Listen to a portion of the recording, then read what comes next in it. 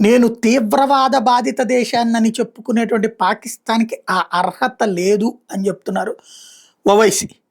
తాజాగా ఏదైతే బహ్రెయిన్ ఆ ప్రాంతాల సందర్శనకి వెళ్ళినటువంటి ఆయన పాకిస్తాన్‌కి సంబంధించినటువంటి కీలకమైనటువంటి వ్యాఖ్యలు చేశారు. పాకిస్తాన్ అనేది విక్టిమ్ కార్డ్ ప్లే చేస్తది. అది విక్టిమ్ కాదు. అదే దుర్మార్గమైనటువంటి సంస్థ.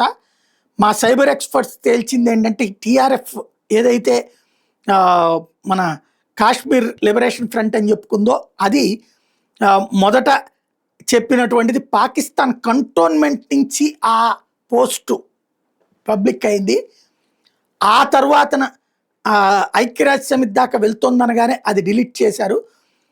వాస్తవంగా 2023 సంవత్సరంలో టీఆర్ఎఫ్ని బ్యాన్ చేయమని భారత్ అడిగితే అడ్డుపడింది పాకిస్తాన్.